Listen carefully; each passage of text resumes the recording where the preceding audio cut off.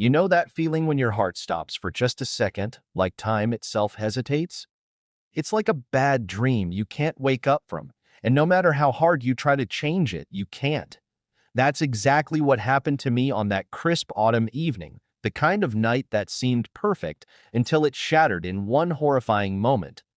I opened the garage door, and there they were, my wife, my neighbor, in a way that forever changed everything.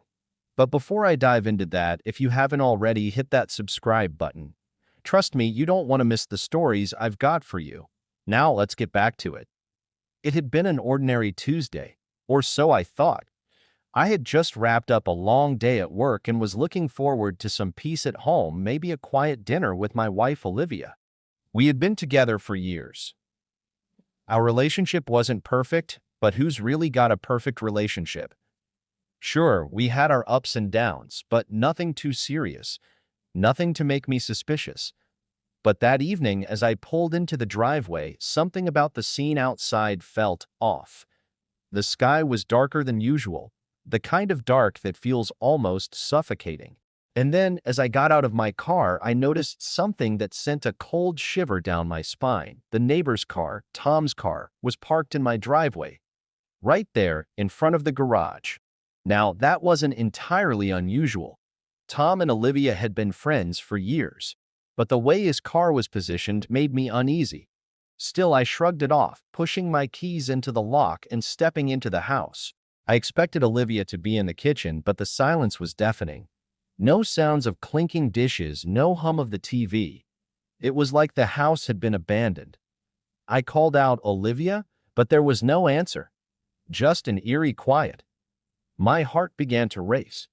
I felt a strange tension in the air, like a storm was brewing, an invisible weight pressing down on me. Without thinking, I headed toward the garage, wondering if she had gone out there for some reason. The garage door was closed, but something about the stillness around me made it seem like it wasn't just a normal evening. A feeling settled in my stomach, an unmistakable intuition that told me something wasn't right. I reached for the garage remote. With one click, the door creaked open, revealing the shadows inside. But as soon as the light flickered on, I froze. There they were. Tom was there, standing in the middle of my garage, his back to me, his shirt unbuttoned. My wife Olivia was standing just a few feet away, her hands tangled in his. They didn't hear the garage door opening. Or maybe they didn't care. In that moment, time slowed to a crawl. I could hear my own breath, sharp and ragged, as I stood frozen in the doorway, unable to process what I was seeing. Tom turned first, his face going pale.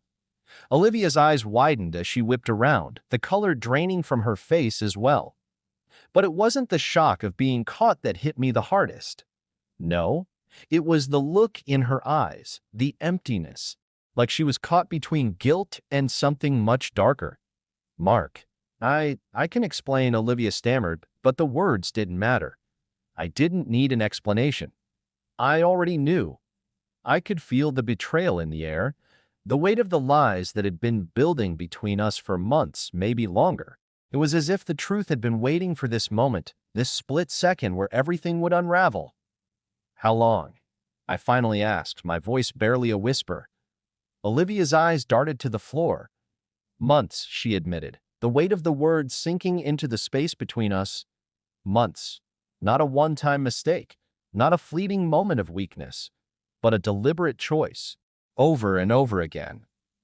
As I stood there trying to wrap my mind around the devastation, something strange happened. Tom, who had been standing silently in the background, suddenly stepped forward. His voice was shaky but firm. "I didn't want to do this," he said, his gaze fixed on Olivia. "But you need to know the truth, Mark. She didn't just cheat on you with me. There's someone else too. Someone you don't even know." A sharp breath caught in my throat. My pulse raced as I processed his words. "What do you mean?" I demanded. Tom hesitated, then dropped the bombshell. "She's been seeing someone else. Someone from work." I tried to tell her it was wrong, but she kept pushing me away, making excuses. My mind spiraled. Another betrayal. Another lie. It wasn't just Tom. It was the entire web of deception. I don't remember much of what happened after that. I'm not sure if I blacked out or just went numb from the shock. I remember walking out of the garage feeling the cold air on my face as if it was the only thing that could keep me grounded. Olivia tried to follow me, calling my name, but I couldn't look at her. Not anymore. Not the way I once did. I never saw Tom again after that night. Olivia and I separated soon after. But the betrayal left a mark, one that never really faded. I learned a painful lesson about trust, about love, and about how easily everything can be destroyed. So where does that leave me now? I've rebuilt my life, piece by piece.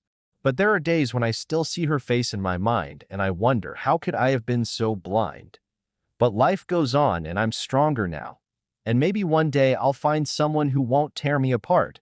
I know you've heard stories like this before, but this one was mine, and I'll never forget it. If you've ever felt the sting of betrayal, share your story in the comments. And remember, trust is fragile. Cherish it when you have it. Don't forget to subscribe for more real-life stories.